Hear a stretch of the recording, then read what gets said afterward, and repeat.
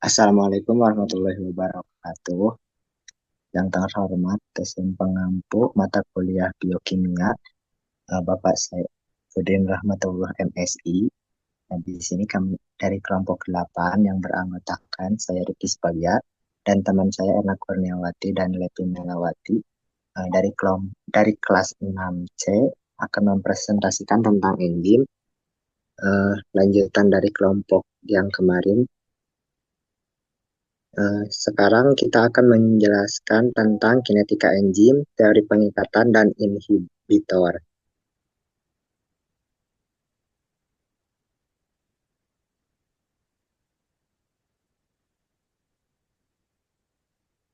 Faktor yang mempengaruhi kecepatan reaksi enzimatik itu ada 4.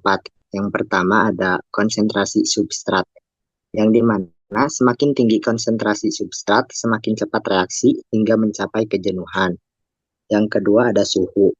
Enzim memiliki suhu optimal, yaitu sekitar 30 derajat sampai 45 derajat Celcius. Jika suhu di atas 55 derajat Celcius, enzim bisa rusak. Yang ketiga ada pH, yang dimana setiap enzim bekerja optimal pada pH tertentu. Tapi sebagian besar enzim bekerja di pH 7-9. Dan yang keempat ada inhibitor, yang dimana itu adalah zat yang dapat menghambat kerja enzim, baik secara reversibel maupun irreversibel. Selanjutnya akan dijelaskan oleh Levi Melawati. Kepadanya dipersilahkan. Baik, terima kasih kepada moderator. Di sini saya akan memaparkan sedikit mengenai konsentrasi substrat dalam kinetika enzim. Nah, dalam kinetika enzim ini, konsentrasi substrat merupakan salah satu faktor utama yang mempengaruhi kecepatan dari reaksi enzimatik. Nah, substrat ini adalah molekul yang menjadi target aksi enzim, yaitu molekul yang akan diubah menjadi produk melalui proses katalisis. Nah, secara umum, semakin tinggi konsentrasi substrat, maka semakin tinggi pula kecepatan reaksi yang dikatalisis oleh enzim, setidaknya hingga titik tertentu. Nah, hal ini itu terjadi karena peningkatan konsentrasi substrat meningkatkan peluang terjadinya tumbukan antara molekul substrat dan juga molekul enzim, sehingga kompleks enzim substrat ES akan terbentuk lebih cepat. Namun, hubungan antara konsentrasi dan substrat ini, konsentrasi substrat dan juga kecepatan reaksi tidak bersifat linear secara terus-menerus. Nah, pada konsentrasi substrat yang rendah, peningkatan substrat ini dapat menyebabkan peningkatan kecepatan reaksi secara proporsional karena sebagian besar enzim masih dalam keadaan bebas dan siap berikatan dengan substrat. Akan tetapi, ketika si konsentrasi substrat ini terus ditingkatkan, enzim-enzim yang tersedia mulai mencapai kondisi jenuh, yaitu semua situs aktif enzim ini telah terisi oleh substrat. Nah, dalam kondisi ini, penambahan substrat ini eh, jika dilakukan lebih lanjut gitu ya, tidak akan meningkatkan kecepatan reaksi secara signifikan karena nggak ada lagi situs aktif yang tersedia untuk substrat tambahan. Nah, keadaan ini itu disebut sebagai kondisi jenuh enzim. Dan kecepatan reaksinya ini mencapai nilai maksimum yang dikenal sebagai Vmax. Nah, itu di eh, PowerPoint sudah tertera ya grafik hubungan antara kecepatan reaksi dengan konsentrasi substratnya. Oke, boleh di next. Oke, nah di sini ada gambar kurva dari Michael Menton ya. Nah, biasanya untuk menggambarkan hubungan tadi gitu ya, itu menggunakan kurva Michael Menton yang berbentuk perbola gitu. Nah, si kurva ini itu menunjukkan bahwa kecepatan awal reaksi atau FO meningkat tajam pada awal peningkatan konsentrasi substrat, kemudian melambat dan pada akhirnya mendatar mendekati Vmax. Dalam model ini terdapat satu parameter penting yang disebut sebagai konstanta Michael atau Km, yaitu konsentrasi substrat pada saat kecepatan reaksi mencapai setengah dari Vmax. Nah, Km ini merupakan indikator afinitas enzim terhadap substratnya. Semakin kecil nilai Km, semakin tinggi afinitas enzim terhadap substrat, karena hanya dibutuhkan konsentrasi substrat yang rendah untuk mencapai setengah dari kecepatan maksimum reaksi. Nah, di situ sudah tertera ya untuk persamaan matematisnya gitu ya. Di situ ada V0 sama dengan Vmax kali S per Km plus S. Di mana VO ini adalah V0 ini adalah kecepatan awal reaksi, kemudian S adalah konsentrasi substrat, dan Vmax adalah kecepatan maksimum. Kemudian di sini ada Km yaitu konstanta Michael. Nah, persamaan ini itu berlaku dalam kondisi di mana reaksi berlangsung pada tahap awal atau initial rate dan produk belum terbentuk dalam jumlah signifikan. Jadi si larutannya teh, si enzimnya itu belum jenuh gitu ya. Baru bisa menggunakan si persamaan ini. Sehingga nantinya reaksi balik dari produk ke substrat dapat diabaikan. Oke, boleh di next.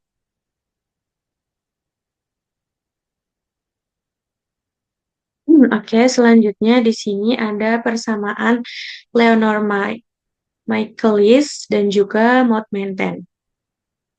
Nah, persamaan Michaelis dan juga Maud Menten ini biasanya disebut dengan persamaan Michaelis-Menten ya. Seperti tadi yang sudah di-mention di awal gitu. Nah, persamaan ini merupakan dasar utama dalam memahami kinetika reaksi enzimatik. Persamaan ini juga pertama kali dikembangkan oleh dua ilmuwan, yaitu si Leonard Michaelis dan juga Maud Menten pada tahun 1913. Nah, mereka ini mengusulkan model sistematis untuk menggambarkan hubungan antara kecepatan awal reaksi enzimatik atau V0 dengan konsentrasi substrat, serta untuk menjelaskan gitu ya bentuk kurva hiperbolik yang khas dari reaksi enzim terhadap variasi konsentrasi substrat. Nah, melalui pendekatan ini, si Michaelis dan juga Menten ini menunjukkan bahwa si enzim, nah ini bisa diperhatikan ya persamaan reaksinya di PowerPoint. Enzim ini bereaksi secara reversibel dengan substrat, membentuk kompleks enzim substrat atau ES, yang kemudian terurai menjadi produk, yaitu di sini ada P, dan juga enzim, yaitu adalah E. Nah, itu untuk persamaan reaksinya. Nah, untuk K1, K-1 dan K-2 itu sudah terdapat keterangannya ya, di mana K1 ini adalah konstanta laju pembentukan kompleks ES, K-1 adalah konstanta laju pemisahan kompleks ES menjadi E dan S kembali, kemudian K2 ini adalah konstanta laju pembentukan produk dari kompleks ES. Boleh di next. Oke. Nah, untuk apa menyederhanakan analisis matematis yang sebelumnya gitu ya, Michael dan Menten ini membuat dua asumsi utama yang berbunyi, yaitu yang pertama ada reaksi balik dari produk kompleks ES itu dengan konstanta 4 itu akan diabaikan karena si reaksinya itu diukur pada tahap awal atau tadi initial rate ya, di mana jumlah produknya itu masih sangat sedikit dalam artian belum jenuh gitu. Kemudian yang kedua ini ada kompleks ES berada dalam keadaan steady state. Steady state yaitu konsentrasinya ini relatif konstan karena si laju pembentukan ES-nya setara dengan laju penguraiannya. Boleh di next. Oke, nah ini balik lagi ya ke persamaan awal gitu. Nah, tadi persamaan yang sudah dimention di awal ini terbentuk karena tadi adanya dua, apa namanya, dua asumsi gitu ya dari Michael dan juga Maud, di mana terlahir si persamaan matematika ini. V0 sama dengan Vmax kali S dibagi Km plus S. Nah, untuk keterangannya ini sudah tertera dalam PowerPoint. Oke, boleh di next. Kayak tadi persamaan tadi itu membantu untuk menggambarkan karakteristik kerja enzim gitu ya, khususnya dalam hal seberapa besar afinitas enzim terhadap substrat. Nah, nilai Km yang rendah ini menunjukkan bahwa si enzim ini memiliki afinitas yang tinggi karena hanya butuh sedikit substrat untuk mencapai kecepatan reaksi setengah dari Vmax. Kemudian sebaliknya nilai Km yang tinggi menunjukkan afinitas yang rendah. Nah, berdasarkan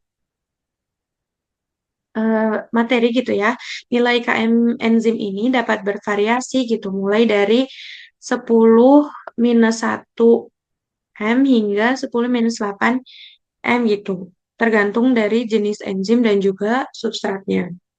Kemudian di sini ada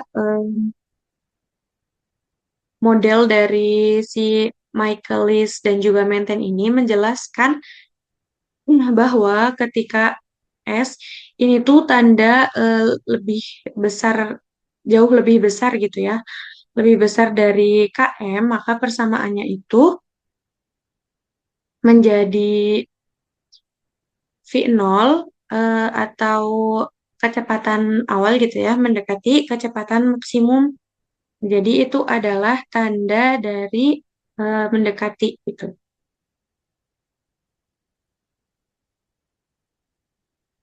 Nah, artinya pada persamaan ini gitu ya, pada kondisi substrat ini sangat tinggi gitu.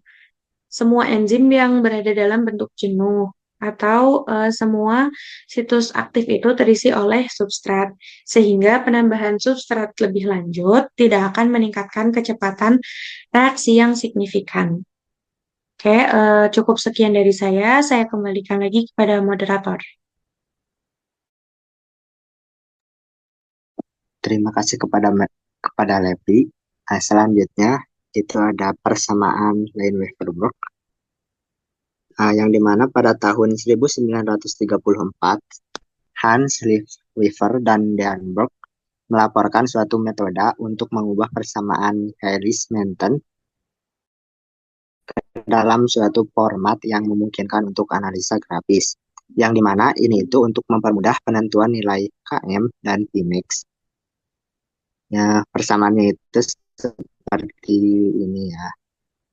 1/V0 sama dengan Km per Vmax dikali 1/konsentrasi S ditambah 1/Vmax.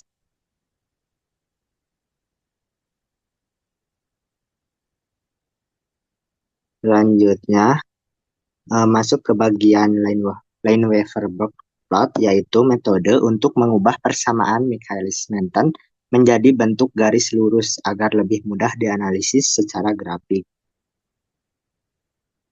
Persamaannya itu, tadinya itu kan 1/V0 sama dengan Km ditambah konsentrasi S dibagi Vmax dikali dengan konsentrasi S.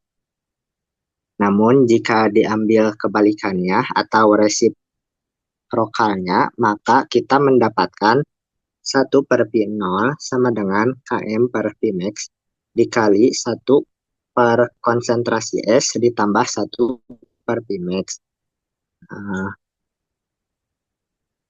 Cocok dengan persamaan garis lurus, yaitu Y sama dengan M kali X ditambah B. Yang dimana Y itu 1/V0 atau sumbu Y grafik. Terus M adalah 1/konsentrasi S atau sumbu X-nya.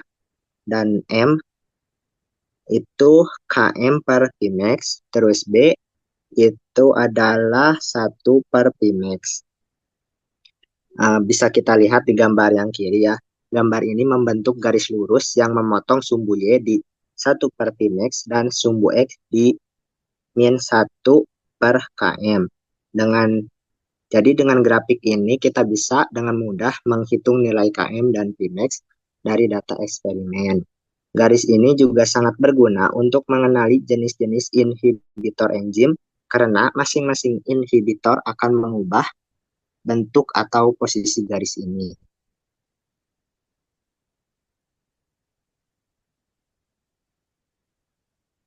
Berikut adalah contoh nilai Km dari beberapa enzim terhadap substratnya, seperti yang ditampilkan pada tabel yang ada di PPT,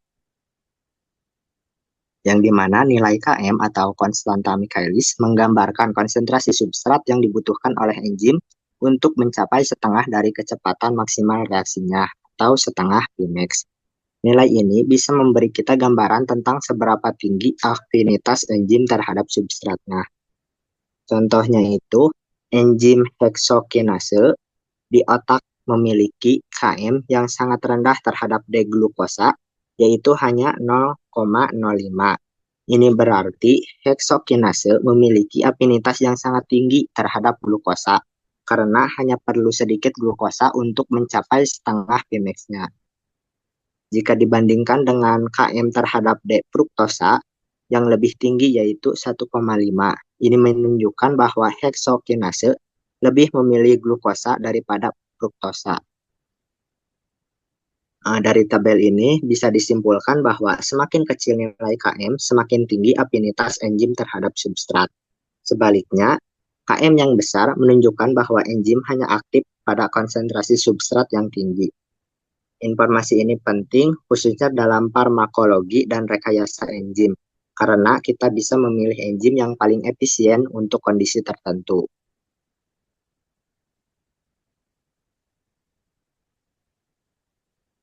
Selanjutnya ada faktor pH, yang dimana pH mempengaruhi struktur dan fungsi enzim. pH juga sangat berpengaruh terhadap aktivitas enzim. Setiap enzim memiliki pH optimum, yaitu titik di mana enzim bekerja paling efisien atau aktivitasnya paling tinggi. Jika pH terlalu asam atau terlalu basa, struktur enzim bisa berubah dan aktivitasnya menurun drastis. Contohnya itu di grafik yang A atau yang kiri itu ada enzim pepsin yang bekerja optimal pada pH sekitar 2, yaitu lingkungan yang sangat asam. Ini sesuai karena pepsin adalah enzim yang terdapat di lambung, tempat pH memang sangat rendah. Sementara yang di grafik kanan itu ada enzim glukose 6 fosfatase, yang dimana grafiknya itu menunjukkan bahwa enzim ini memiliki pH optimum sekitar pH 7 hingga 8, yang lebih netral atau sedikit basa. Ini cocok karena enzim ini bekerja di hati atau jaringan tubuh lainnya yang memiliki pH mendekati netral. Selanjutnya akan dijelaskan oleh Erna. Kepadanya dipersilahkan. Baik, terima kasih moderator. Selanjutnya ada penghambatan reaksi enzimatis atau inhibitor. Nah, inhibitor ini adalah suatu molekul yang menghambat kerja enzim dengan substratnya. Inhibitor akan berkaitan dengan enzim membentuk kompleks enzim inhibitor. Nah, enzim inhibitor ini terbagi menjadi dua, yaitu inhibitor irreversible dan inhibitor reversible. Inhibitor irreversible ini merupakan golongan yang bereaksi dengan atau gugus fungsional pada enzim yang penting bagi aktivitas katalisnya. Sedangkan inhibitor reversible ini merupakan inhibitor yang efeknya dapat dikembalikan ke semula atau dapat dikurangi sehingga enzim dapat bekerja seperti sedia kala. Nah, reversible inhibitor ini terbagi menjadi 3, yaitu kompetitif, non-kompetitif, dan unkompetitif. Boleh di next.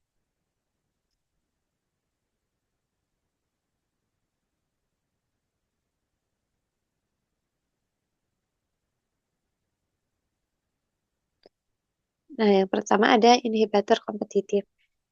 Inhibitor kompetitif ini merupakan inhibitor yang bersaing dengan substrat untuk berikatan dengan situs aktif enzim, tetapi sekali terikat tidak dapat diubah oleh enzim tersebut.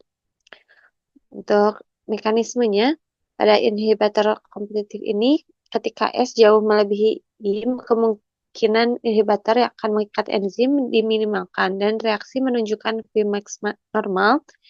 Namun jika S di mana VO-nya itu sama dengan setengah dari Vmax, maka akan adanya peningkatan inhibitor oleh faktor.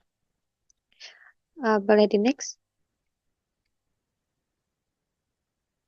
Ya, selanjutnya ada inhibitor non-kompetitif.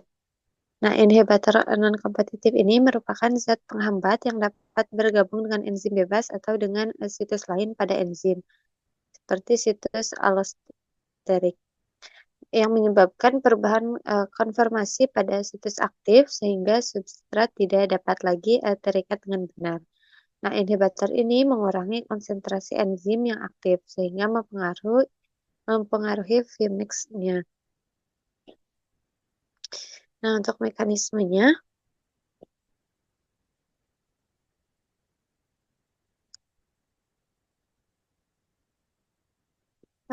inhibitor kompetitif ini tidak dapat langsung bereaksi dengan enzim, tetapi dapat mengikat kompleks enzim substrat atau ES sehingga mengalami pembentukan produk.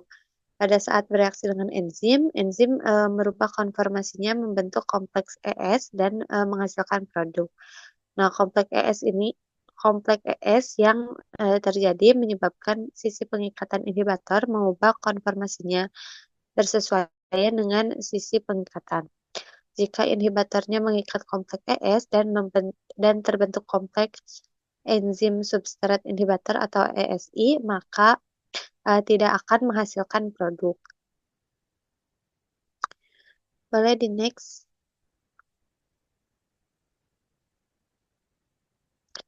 Nah, selanjutnya ada inhibitor uncompetitive, di mana inhibitor uncompetitive ini merupakan inhibitor yang tidak dapat berikatan dengan enzim bebas, namun hanya dapat berikatan dengan enzim substrat, sehingga tidak terikat dengan enzim bebas.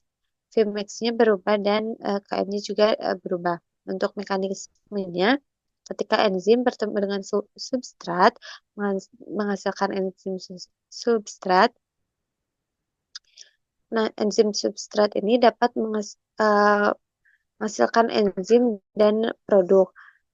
Nah, ketika enzim substrat ini bertemu dengan I, dapat menghasilkan ESI.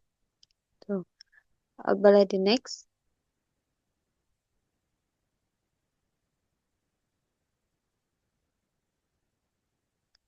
Nah, selanjutnya ada enzim penghambat atau enzim allosterik.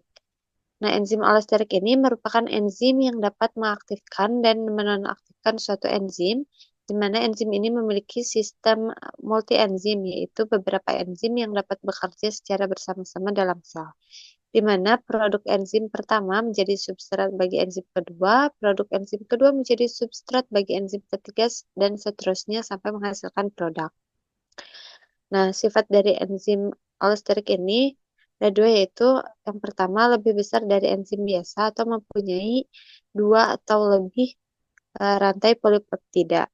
Yang kedua mempunyai sisi pengatur yang berkaitan dengan modulator secara non-kovalen.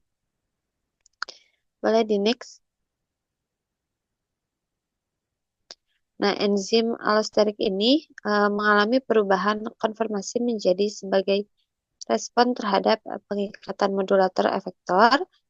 Terus allosterik enzim ini biasanya lebih kompleks dari non-allosterik enzim, memiliki subunit lebih dari satu, memiliki satu atau lebih sisi allosterik atau regulator untuk mengikat modulator.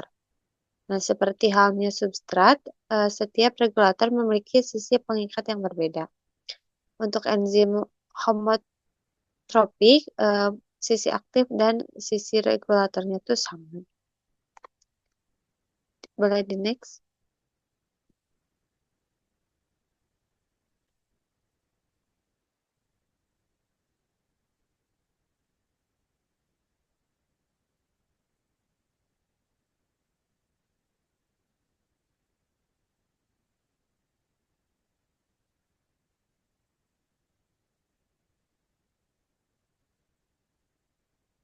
Nah, selanjutnya ini ada mekanisme enzim allosterik.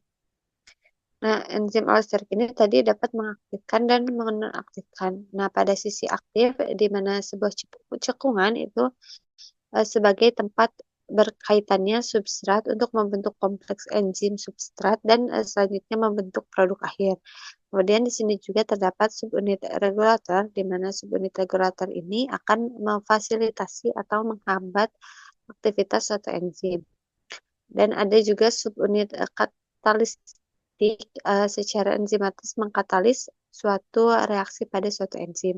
Nah, terakhir ada sisi allosterik, di mana sisi allosterik ini berkebalikan dengan sisi aktif enzim, yakni sisi ini tidak dapat ditempeli oleh enzim substrat, tapi dapat ditempeli oleh inhibitor atau penghambat.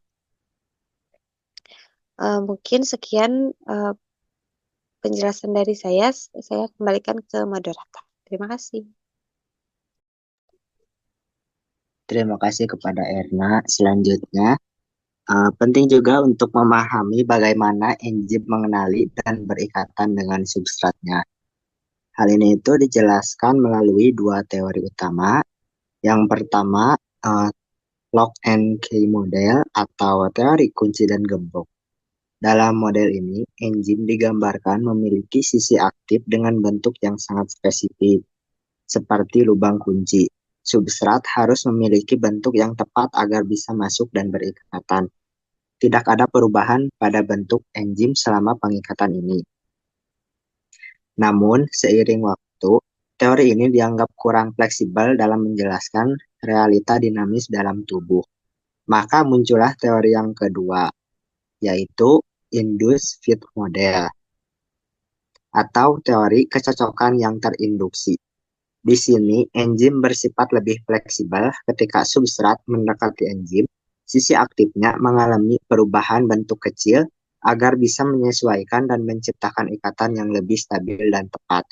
Teori ini saat ini lebih diterima karena sesuai dengan bukti eksperimental modern, terutama dalam enzim-enzim yang menangani berbagai jenis substrat atau yang memiliki pengaturan allosterik. Sekian presentasi dari kelompok kami.